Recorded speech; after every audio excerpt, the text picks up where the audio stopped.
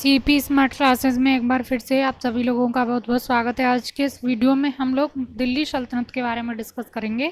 दिल्ली सल्तनत में जो वंश रहे हैं अलग अलग, जैसे गुलाम वंश, खिलजी वंश, लोधी वंश, तुगलक वंश, सैयद वंश, तो इन सब के बारे में एक एक वीडियो में हम डिस्कस करेंगे। तो आज के इस वीडियो में हम लोग दिल्ली सल्तनत का पार्ट 1 डिस्कस करेंगे, गुलाम वंश, और एक दो प्रश्न इसमें खिलजी वंश का है। बाकी का अगला कंटेंट है वो कल के वीडियो में डिस्कस करेंगे। तो आज का प्रश्न है पहला, गुलाम वंश का संस्थापक कौन था? तो देखिए, दिल्ली सल्तनत जो है, दिल्ली सल्तनत में 5 कुल राजवंश थे, उनमें पहला था गुलाम वंश। तो गुलाम वंश की स्थापना किसके द्वारा की गई? तो गुलाम वंश की स्थापना की गई थी कुतुबुद्दीन ऐबक के द्वारा। तो ऑप्शन बी इसका राइट आंसर है, कुतुबुद्दीन ऐबक, जो मोहम्मद गौरी का दास था। तो इसने गुलाम वंश की स्थापना की थी। अगला प्रश्न है, सिपह सलार की उपाधि किसके द्वारा धारण की गई? तो देखिए, ये कुतुबुद्दीन ऐबक के द्वारा धारण की गई थी। क्योंकि कुतुबुद्दीन ऐबक है, ये मोहम्मद गौरी का दास था और इसने खुद को कभी सुल्तान की उपाधि धारण नहीं की, सिपह सलार की ही उपाधि धारण की। तो ऑप्शन ए इसका राइट आंसर है। यानी दिल्ली सल्तनत कहाँ से शुरू होती है? मोहम्मद गौरी भारत में आक्रमण करता है और कुछ जगह साम्राज्य छीन के वो अपने दासों को दे देता है। तो उनमें से एक दास था कुतुबुद्दीन ऐबक। तो कुतुबुद्दीन ऐबक ने दिल्ली सल्तनत की मतलब सल्तनत की जो सल्तनत की नींव है वो कुतुबुद्दीन ऐबक के द्वारा रखी गई थी। तो ऑप्शन ए इसका राइट आंसर है, इसी ने सिपह सलार की उपाधि धारण की थी। अगला प्रश्न है, दिल्ली सल्तनत का कौन सा सुल्तान लाख बख्श के नाम से भी जाना जाता है? ये बहुत इंपॉर्टेंट प्रश्न है। तो ये कुतुबुद्दीन ऐबक को ही लाख बख्श के नाम से जानते हैं। लाख बख्श के नाम से जानते क्यों हैं? वो इसलिए क्योंकि ये बहुत दानी था, इसीलिए। अगला प्रश्न देखते हैं, कुरान खां की उपाधि किसके द्वारा धारण की गई? तो ये भी कुतुबुद्दीन ऐबक था। ये 3-4 बातें बहुत इंपॉर्टेंट हैं। देखिए, एक एक जैसे सल्तनत काल में ये एक एक वंश है और जो इनमें एक एक सुल्तान रहा है, उसमें से कुछ ही दो चार पॉइंट होते हैं जो हमको समझना ज़रूरी होते हैं। उस हिसाब से हम पढ़ते हैं तो हमें सारे फैक्ट याद हो जाते हैं और एक रूपरेखा माइंड में बन जाती है। तो आप उसी हिसाब से पढ़ें। तो कुरान खां की उपाधि है कुतुबुद्दीन ऐबक के द्वारा धारण की गई थी। अगला प्रश्न है, कुतुबुद्दीन ऐबक की राजधानी कहाँ थी? देखिए, ये भी बहुत इंपॉर्टेंट है। तो जब कुतुबुद्दीन ऐबक ने इस सल्तनत की नींव रखी थी भारत में, तो इसकी राजधानी उस टाइम लाहौर थी और इसके काल में लाहौर ही इसकी राजधानी रहती है। ये कभी दिल्ली नहीं आता है, मतलब दिल्ली में अपनी राजधानी नहीं बनाता है और ना ही ये सुल्तान की कोई उपाधि धारण करता है। वही गौरी का दास ही रहता है और सिपह सलार की उपाधि धारण करता है। तो ऑप्शन ए इसका राइट आंसर है, लाहौर इसकी राजधानी थी। अगला प्रश्न है, 2.5 दिन का झोपड़ा मस्जिद का निर्माण किसने करवाया था? वेरी इंपॉर्टेंट है, ये भी कुतुबुद्दीन ऐबक ने करवाया था अजमेर में। यहाँ पे एक मंदिर था, इसने उस मंदिर को ऊपर से तुड़वा के मंदिर को ही मस्जिद में कन्वर्ट कर दिया था। खाली मंदिर को ऊपर ही छत की तरफ से तुड़वा के उस पर गुम्बद बना दिए। और आप वहाँ जाके देखेंगे तो उसमें बहुत सारी चीज़ें हिंदू कल्चर की हैं, लेकिन वो क्योंकि वो मंदिर था उसको तोड़ के मस्जिद बनाई गई है। तो ऑप्शन ए इसका राइट आंसर है, कुतुबुद्दीन ऐबक। अगला प्रश्न है, निम्नलिखित में से किसने दिल्ली सल्तनत की राजधानी के रूप में स्थापित किया? दिल्ली को राजधानी किसने बनाया? ये इंपॉर्टेंट है। तो इल्तुतमिश ने दिल्ली को राजधानी बनाया। कुतुबुद्दीन ऐबक की राजधानी लाहौर थी और इल्तुतमिश राजधानी को दिल्ली ले आता है। तो ऑप्शन बी इसका राइट आंसर है। अगले प्रश्न की तरफ चलते हैं, दिल्ली का प्रथम सुल्तान कौन था जिसने नियमित सिक्के जारी किए? ठीक है, नियमित सिक्के जारी करने वाला और जो दिल्ली को राजधानी स्थानांतरित करने वाला, ये दोनों ही काम इल्तुतमिश के थे। अब इसने चांदी का टंका, तांबे का जीतल, ये 2 मुद्राएं या सिक्के इसने जारी किए थे। बहुत इंपॉर्टेंट है, ये पूछा जाता है कि चांदी का सिक्का, तांबे का जीतल ये किसने जारी किए थे? चांदी का टंका और तांबे का जीतल, सॉरी, तो ये किसने जारी किए? इल्तुतमिश ने जारी किए थे। ये इल्तुतमिश के बारे में 4-5 चीज़ें ही इंपॉर्टेंट हैं। सिक्का इसने जारी किया और दिल्ली इसने राजधानी स्थानांतरित की और इसने खुद को सुल्तान घोषित किया। तो ये 3-4 पॉइंट है। और इसने जो तुर्कान चहलगानी एक दल होता था तुर्कों का, उसकी इसने स्थापना की। तो ये 4 चीज़ें इसके बारे में बहुत इंपॉर्टेंट है और सवाल यहीं से बनता है। ठीक है, तो आप इन सबको याद कर लें।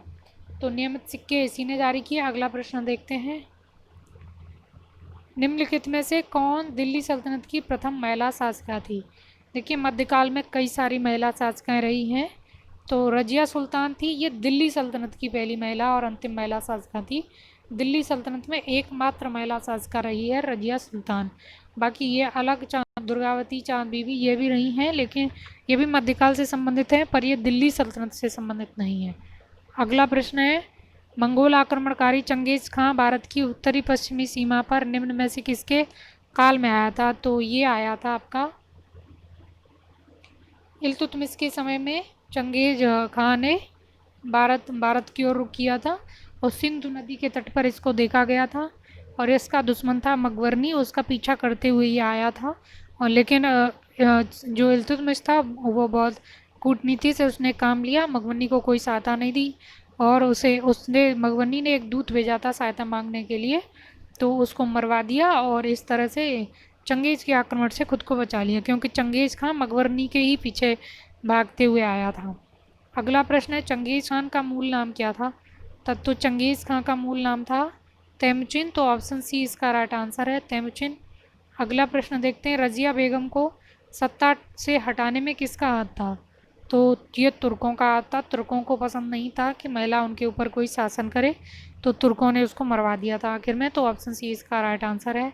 अगला प्रश्न देखते हैं, दिल्ली सल्तनत के किस सुल्तान के विषय में कहा गया कि उसने रक्त और लोहे की नीति अपनाई थी? रक्त और लोह, तो रक्त और लोह की नीति का मतलब होता है बहुत ही स्ट्रांग पॉलिसी थी उसकी, तो उस किसने अपनाई? तो ये बलबन ने अपनाई थी, ऑप्शन बी इसका राइट आंसर है।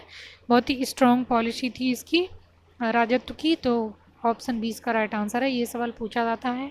अगला प्रश्न है, अपनी शक्ति को समेकित करने के बाद बलबन ने कौन सी उपाधि धारण की? यहाँ पे बलबन होगा, बलबन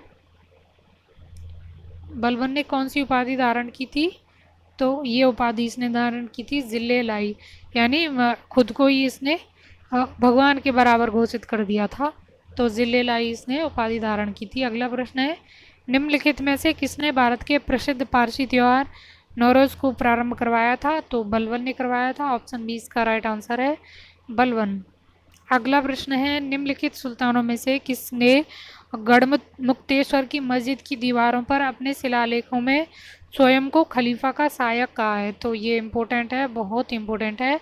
तो ये ऑप्शन ए बलबन ने ये लिखवाया था मस्जिद की दीवारों पर। कहाँ की मस्जिद की दीवारों पर? तो गढ़मुक्तेश्वर की मस्जिद की दीवारों पर, कि स्वयं को खलीफा यानी जिले इलाही।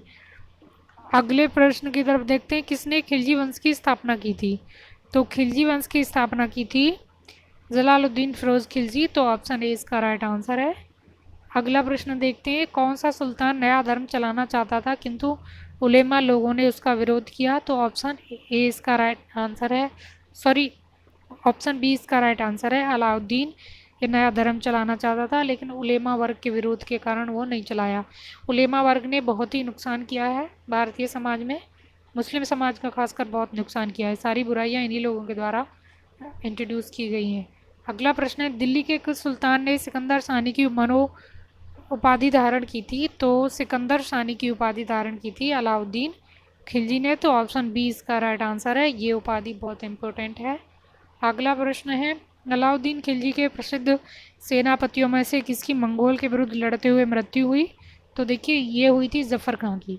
मंगोल आक्रमण का भय हो गया था इल्तुतमिश के समय से ही, लेकिन वो अपनी कूटनीति से मंगोलों से बचने में सहायक रहा। उसकी कभी फेस टू फेस मंगोलों से लड़ाई नहीं हुई। वही काम रजिया सुल्तान के समय भी हुआ, उनकी लड़ाई नहीं होती है। बलबन के समय लड़ाई शुरू होती है, लेकिन सर्वाधिक आक्रमण और सर्वाधिक लड़ाइयाँ हैं वो अलाउद्दीन खिलजी के समय होती हैं, और कई उसके महत्वपूर्ण सेनापति इन लड़ाइयों में मारे जाते हैं।